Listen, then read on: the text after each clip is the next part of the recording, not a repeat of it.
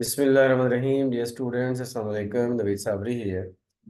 Students, आज हम idioms में लेक्चर 4 पे बात करेंगे। और ये जैसा कि आपको पता है कि स्टेप बाय स्टेप अप्रोच के थ्रू मैंने अपने यूट्यूब चैनल पे लेक्चर की ईडियम्स के लेक्चर की सीरीज़ का आगाज़ किया। तो लेक्चर 1 जो है वो उसमें 12 ईडियम्स का सेट है जो कि बिल्कुल बेसिक लेवल के हैं। और उसके बाद फिर उससे थोड़े से डिफिकल्ट, फिर उससे थोड़े से डिफिकल्ट, इस तरह से ये ईडीएम की सीरीज जिस तरह से आगे चलेगी, इजी टू डिफिकल्ट की जो अप्रोच है ये चलती रहेगी। तो इस सिलसिले में हमारा फर्स्ट ईडीएम है टू टेक पार्ट इन या टू बी इन ऑन। इसका मतलब होता है हिस्सा लेना, किसी चीज़ में शमूलियत इख्तियार करना, किसी चीज़ में शामिल होना। तो इसमें सेंटेंसेस देखें। Martin was sick and could not take part in the meeting yesterday। Martin बीमार था इसलिए वो मीटिंग में हिस्सा नहीं ले सका। I didn't want to be in on their argument, so I remained silent. To be in on इसका मतलब क्या है कि मैं उसमें शामिल नहीं होना चाहता था, मैं उसका हिस्सा नहीं बनना चाहता था उनके आर्गुमेंट का। आर्गुमेंट का मतलब यहाँ पे क्या है, उनके झगड़े का। मैं उनके झगड़े का हिस्सा नहीं बनना चाहता था, इस वजह से मैं चुप रहा। एट ऑल और इन द लीस्ट। एट ऑल या इन द लीस्ट ये ईडियम इसका मतलब होता है टू एनी डिग्री, मतलब कभी भी। कभी भी, और अक्सर ये नहीं के सेंस में आता है। तो फिर कभी भी नहीं के सेंस में ये ईडियम आप देख सकते हैं, लेकिन नहीं के लिए ऑब्वियसली अलग से वर्ड आएगा, जैसा कि Hamid isn't at all shy about expressing his opinions. Hamid जो है वो कभी भी अपनी ओपिनियन को शो करने के लिए शाय नहीं होता। ठीक है, एट ऑल का मतलब कभी भी नहीं। या फिर When I asked Khadija whether she was tired, she said, "Not in the least. I'm full of energy." तो जब मैंने खदीजा से पूछा क्या वो टायर्ड है, क्या वो थकी हुई है, लेकिन उसने कहा कि not at all. Not at all या नॉट इन द लीस्ट, के बिल्कुल भी नहीं, I am full of energy. So इस तरह से ये ईडियम हमें नेगेटिव सेंस में ज़्यादातर यूज़ करने में मिलता है। आगे है जी to look up. To look up का मतलब होता है किसी भी डिक्शनरी, डायरेक्टरी, किसी बुक में से इंफॉर्मेशन तलाश करना, किसी मदद के लिए देखना किसी की तरफ, ये लुक अप है। किसी पर्सन के लिए भी ये यूज़ हो सकता है कि to look up to him. ठीक है, तो लुक अप फिर उसके बाद टू भी होता है अगर किसी पर्सन के लिए हो तो मदद के लिए पुकारना, या इस सेंस में ये यूज़ होता है। इसकी ज़रा एग्जांपल देखें। Alan suggested that we look up Lee's telephone number in the directory, कि हम डायरेक्टरी में उसका फ़ोन नंबर देख लें। Students should try to understand the meaning of a new word from context before looking the word up in the dictionary। ये एक बड़ा अच्छा सेंटेंस है कि स्टूडेंट्स को चाहिए, तलबा को चाहिए कि वो कॉन्टेक्स्ट से पहले मीनिंग ड्रॉ करने की कोशिश करें, सिचुएशन की बेस पे मीनिंग को समझने की कोशिश करें। हर न्यू वर्ड को सिचुएशन की बेस पे समझने की कोशिश करें उसको डिक्शनरी से में देखने से पहले। तो डिक्शनरी में देखने से पहले हमें कोशिश करनी चाहिए कि न्यू वर्ड है तो उसके सिचुएशन के मुताबिक उसका मीनिंग खुद से समझने की कोशिश करें। नेक्स्ट है जी to wait on someone. Normally to wait के बाद फॉर आता है, लेकिन वेट ऑन उस वक्त आता है जब किसी रेस्टोरेंट, किसी स्टोर वगैरह में जो लोग काम करते हैं वो कस्टमर्स का वेट करते हैं, कस्टमर्स को देखते हैं, कस्टमर से ऑर्डर लेते हैं, कस्टमर की हेल्प करते हैं, तो वो वेट ऑन कर रहे होते हैं बेसिकली कस्टमर से।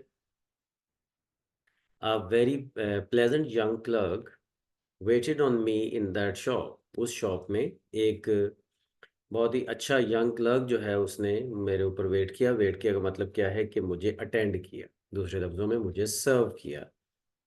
अच्छा जी, आगे है the restaurant waiters asked us has anyone waited on you yet. तो रेस्टोरेंट वेटर्स ने हमसे पूछा कि क्या किसी ने अभी तक आपको सर्व किया है या नहीं। तो वेट ऑन का मतलब सर्व करना। नेक्स्ट है एटलीस्ट। एटलीस्ट का मतलब कम अज कम। A minimum of no fewer than, no less than, मतलब कम अज कम। I spend at least 2 hours every night on my studies. कम अज कम 2 घंटे मैं स्टडीज पे लगाता हूँ। Mike claims that he drinks at least a quart of water every day. Mike का ये दावा है कि वो कम से कम 1 क्वार्ट ऑफ वाटर रोजाना पानी पीता है। ये 1 क्वार्ट ऑफ वाटर जो है ये तकरीबन आप समझ लें कि कोई 1.5 लीटर के करीब होता है। एक यूनिट है ये, आप समझ लें। उसके बाद जी सोफा या अप टू नाउ या एज ऑफ येट, ये तीनों इडियम्स का एक ही मीनिंग है। और इनका मीनिंग है अनटिल नाउ, मतलब अब तक, अनटिल द प्रेजेंट टाइम। ये ज़्यादातर जो है वो प्रेजेंट परफेक्ट टेंस के लिए यूज़ किया जाता है। देखें तीनों का use. So far this year has been excellent for business, I hope that the good luck continues. कहते हैं अभी तक। अभी तक तो ये साल जो है वो बिजनेस के लिए अच्छा जा रहा है, और उम्मीद है कि ये जो अच्छी किस्मत है ये चलती रहेगी। दूसरा देखें, how many idioms have we studied in this book up to now. अभी तक हमने कितने इडियम इस बुक में स्टडी कर लिए हैं up to now. So far भी यहाँ पे आ सकता है। और as of yet we have not had an answer from him. अभी तक हमें उसकी तरफ से कोई आंसर नहीं मिला। लेकिन अब एडिशनली ये ध्यान में रखें कि तीनों इडियम्स का मतलब तो एक ही है, बट ये जो लास्ट वाला है एज ऑफ येट, ये ज़्यादातर उस वक्त यूज़ होता है जब आप कोई नेगेटिव या इंट्रोगेटिव सेंटेंस लिख रहे हो। अब जैसे यहाँ पे कोई आंसर नहीं मिला, नेगेटिविटी का मीनिंग है ना, तो इसलिए यहाँ पे एज ऑफ येट को प्रिफर किया जाएगा। नेक्स्ट है जी, to take a walk, to take a stroll, to take a hike. मतलब क्या है कि to go for a walk या to go for a stroll या to go for a hike. तो अब देखिए वॉक तो एक जनरल सी बात है, वॉक चलना है। लेकिन स्ट्रोल होता है कि बहुत इजी और स्लो पेस में चलना, ऐसे ही खाना खाने के बाद जैसे हम थोड़ा बहुत चल लेते हैं। लेकिन हाइक जो है वो होता है किसी सख्त किस्म की वॉक को हम कहते हैं। मतलब जैसा कि पहाड़ चढ़ना है, वो भी हाइक है। जैसे कोई मजबूरी है, ज़रूरी है कि हम कोई लंबा फासला पैदल तय करना है, वो भी हमारे लिए हाइक होगी। ठीक है। मतलब एक सीरियस किस्म की जो वॉक है, एक अपनी मर्जी से थोड़ी देर के लिए हम चलते फिरते हैं, तो वो स्ट्रॉल है। ठीक है। और लेकिन अगर हमें मजबूरी है कि कोई काम से जाना है और है भी लंबी वॉक है और मुश्किल वॉक है, तो उसको हम हाइक कहते हैं। तो बहरहाल ये ईडियम जो है, to take a walk general sense में आता है। लेकिन to take a stroke and to take a hike, ये तीनों उस वक्त यूज़ होते हैं जब वो रेलेवेंट मीनिंग उसका बनता है। ज़रा ये देखिए कि last last evening we took a walk around the park. तो हमने पार्क में वॉक की लास्ट इवनिंग। और उसके बाद है जी, it's a fine day, would you like to take a stroll along Mason Boulevard. मतलब ये कि it's a fine day, so stroll, stroll अब देखिए ना, मतलब एक अच्छा दिन है, इंजॉय करते हुए जाना है आहिस्ता आहिस्ता, तो वो स्ट्रॉल में आएगा। और दूसरा है जी, let's take a hike up to Cowles mountains this afternoon. अब माउंटेन्स पे चढ़ना है तो जाहिर है एक मुश्किल काम है, कोई आसान काम तो नहीं है, तो इस तरह को इसके लिए हम टेक अ हाइक यूज़ करेंगे। नेक्स्ट है जी number 4.8, to take a trip to. Normally to इसके साथ यूज़ किया जाता है, लेकिन ज़रूरी नहीं है ट्रिप के बाद।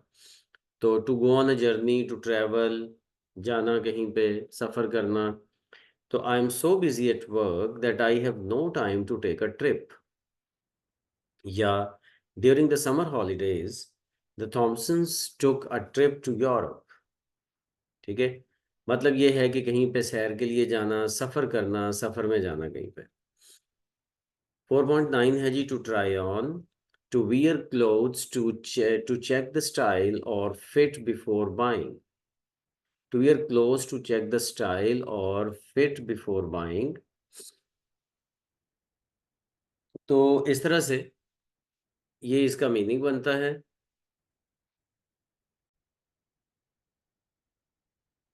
अच्छा, तो टू ट्राई ऑन इसमें है जी, to wear cloth to check the style और फिट बिफोर बाइंग, मतलब जब हम खरीदने से पहले ट्राई करते हैं ना, तो ट्राई ऑन, ऑन का वर्ड यहाँ पे काफी जरूरी है, क्योंकि इसके बगैर ये इडियम इस तरह ये वाला मीनिंग नहीं देगा।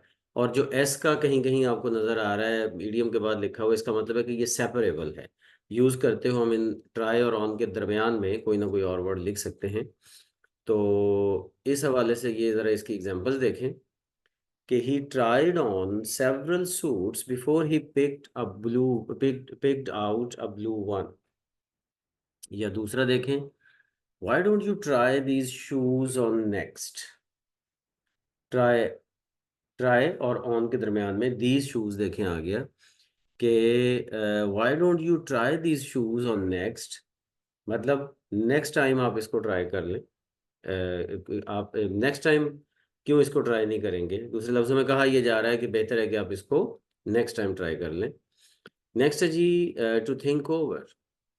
अच्छा, टू थिंक ओवर मतलब क्या है, किसी चीज़ के बारे में गौर व फिक्र करना, सोचना, बहुत एहतियात से डिसाइड करने से पहले गौर व खौज करना, जिसको हम कहते हैं, वो होता है to think over.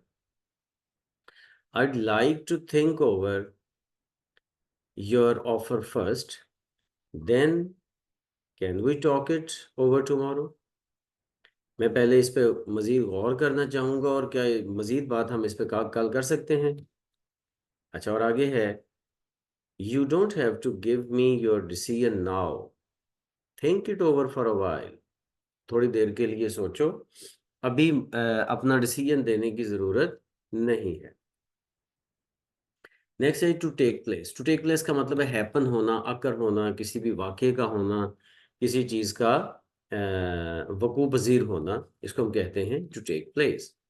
The regular meetings of the committee take place in Constitution Hall. Take place का मतलब मुनक़िद होना, वाक़ होना। I thought that the celebration was taking place at John's house. Celebration का मतलब कि वो सेलिब्रेशन जो है वो जॉन हाउस पे मुनक़िद हो रही है। और लास्ट इडियम आज की सीरीज का है to put away, to remove from sight, to put in the proper place. किसी भी प्रॉपर प्लेस पे मतलब टू रिमूव फ्रॉम साइट का मतलब ये होता है कि किसी भी जगह से किसी चीज़ को हटा देना, सामने से हटा देना। और to put in the proper place, और किसी उसकी जो असल जगह है वहां पर रख देना। ये देखिए जी, please put away your papers before you open the test booklet. Test booklet से टेस्ट बुकलेट को ओपन करने से पहले अपने जो पेपर्स हैं वो साइड पे रख दें, वो रिमूव कर दें, वो सामने से हटा दें। क्योंकि पुट अवे इस उस वक्त यूज़ किया जाता है कि जब वो सामने से हटा देना ज़्यादा अच्छा हो या मुनासिब हो, और किसी और जगह पे रख देना ज़्यादा मुनासिब हो। दूसरी एग्जांपल है, John put the notepad away in his desk when he was finished with it. तो उसने नोटपैड जो है वो अपने डेस्क में रख दिया जबकि वो कंप्लीट कर चुका था। तो इस तरह करके हमारा आज का ये सेट कंप्लीट हुआ। मज़ीद इंफॉर्मेशन के लिए आप हमसे इन फ़ोन नंबर्स पर रब्ता कर सकते हैं। थैंक यू, अल्लाह हाफिज़।